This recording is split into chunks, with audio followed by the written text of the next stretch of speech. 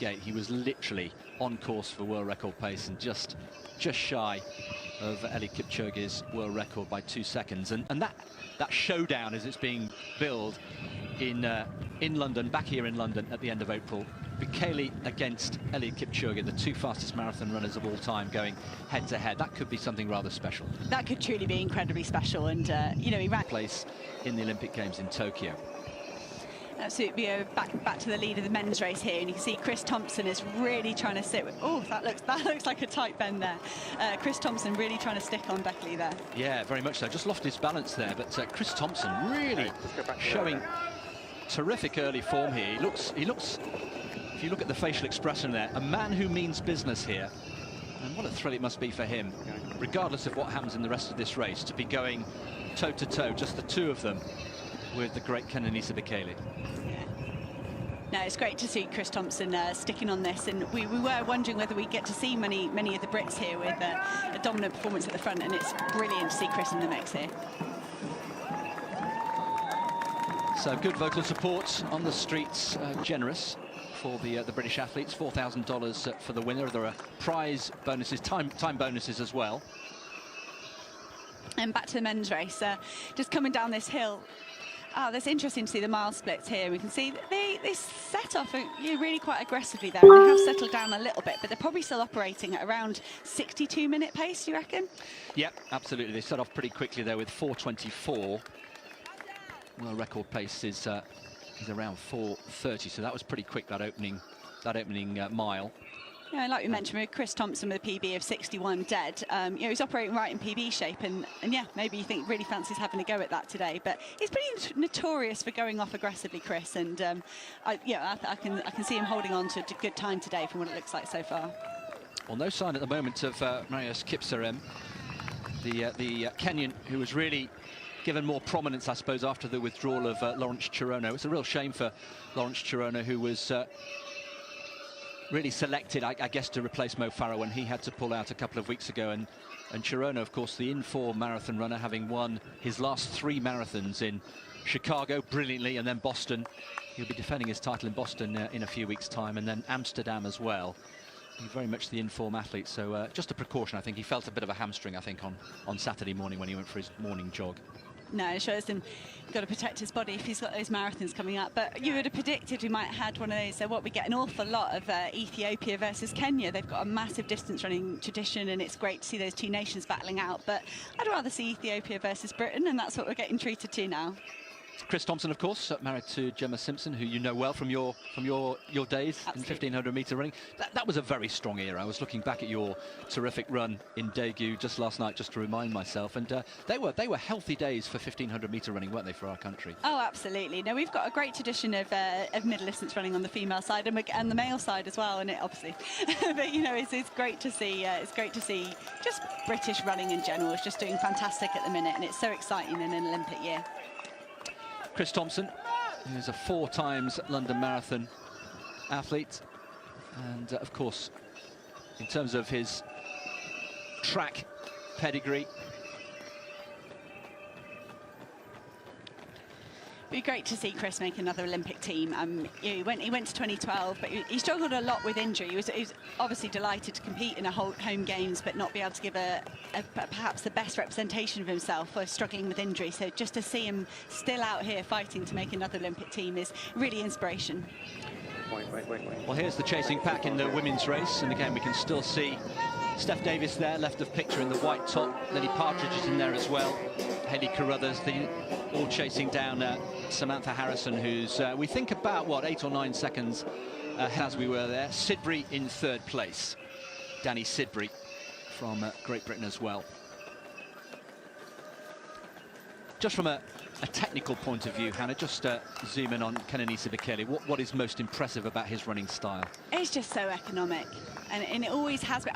To me, there's not much difference from his track running style to his road running style. People talk about how you might need a different technique, but he just looks so smooth, and it's the cadence as well, when you can just clip your legs over like that. It looks unstoppable, doesn't it? And don't get me wrong, Chris was a good running style as well, but you can really tell the miles that have gone into both of these guys to help them run like this. Well, they're back on the highway, which is where they started the race, about 23 minutes ago. And they're heading now towards Wapping. No, and you can see a bit of a glance behind from Chris there. Sometimes people say that's a sign of weakness. I don't think that didn't look like a sign of weakness today. I think he's just assessing what's going on around him and kind of trying to see whether he really is as clear in second as he feels. And they really have gapped the rest of the field here. I can't really see the people behind them getting anywhere near these two today. And if you're Kenenisa Bekele, you know that, with all due respect to Chris Thompson, your track record speaks for itself. Does he just use Chris perhaps as a little bit of company for the majority of the race and then just move away in the latter stages in terms of his preparation for London in 8 weeks' time? Yeah, besides that is what you would anticipate on paper, but I'm pretty sure Chris is a ferocious competitor, and you generally never know what happens. I mean, Bekele could have had a bit of food poisoning, could have had a bit of cold, could be carrying a little strain, you know, and anything could happen, and that is the beauty of racing. They've got to race it today, but as you say, you would expect the Ethiopian to pull away from Chris here. And unlike Bekele, Chris Thompson hasn't flown in from a different continent in the last couple of days, so we'll keep an eye on the men's race. But Steph Davis, back to her, as I say, 29 years old, 72.58, her personal best in the half marathon. She's saying a few weeks ago that she'd ideally like to turn semi-professional, so she's a complete amateur at the moment, and she lined up in the London Marathon last year with the elite. In fantastic shape. He could have come here and just won, but no, he really wanted to test himself, and you can see that aggression and fatigue in his face, but you know, look below the legs, you can't see it. No. And that's what you like, just below the waist, sorry, you can just see his legs, just the momentum's keeping going, and he's really wanting to test his body today. Well, I think it's a new revitalised Kenenisa Bekele we're watching here and have seen over the last year or so. He was well aware of the criticism that perhaps he wasn't putting in the work, that he was maybe being distracted by his many business interests. He has a number of hotels in Addis. He has other business interests as well, other demands on his time. Was he putting in the work? Was he doing the hard work? You know, he's 37 years old now. Did he have the appetite for it? And I think, as we mentioned at the top of the programme, that blistering performance in Berlin last year rather put paid to all those suggestions. No, absolutely.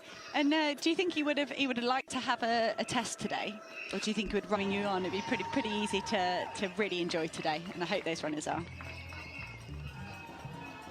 Still a reasonable way to go, and many of these runners, of course, will be using this big half as preparation for the London Marathon themselves, celebrating its 40th birthday this year. And it's come a long, long way from that first ever London Marathon in 1981. Now, a small change in the women's race here. Not by much, but Lily Partridge now leading the way. As I was wondering, yeah, when was the first time we were going to see Lily going to the front? I think these ladies have probably got around 3 miles left to go. And Lily will be in heavy training for the marathon. She will have tapered down for this. She will want to feel good. But I wonder how much of it is how fast can I run those last 3 miles? What can my body do under 10 miles of fatigue? All credit to Samantha Harrison. Could easily have folded, but she's keeping on the coattails of Lily Partridge, and still a comfortable margin between second and third place. We've got Steph Davis and Hayley Carruthers, who are the chasing two athletes. So it's Partridge in one, just ahead of Sam Harrison in second place. And the clock ticking down now to the finish of the men's race. And Kenenisa Bekele, once he hit Tower Bridge, he had pretty much stolen a march on Chris Thompson, still working hard, still aggressive. And I think he's got this course record held by Mo Farah in his sights here. 61.40, remember, Mo Farah, who had the benefit of company last year. He had his training partner with him in the latter stages of the race, so there was a definite sprint finish. And he's working his way in the final couple of minutes of this race towards the iconic Cutty Sark, the famous T-clipper. And they're waiting for him in Greenwich. What message does this send to you, about Kenenisa Bekele? This sends a message. Yeah, this sends a message to say, are you watching Eliud Kipchoge? Yeah.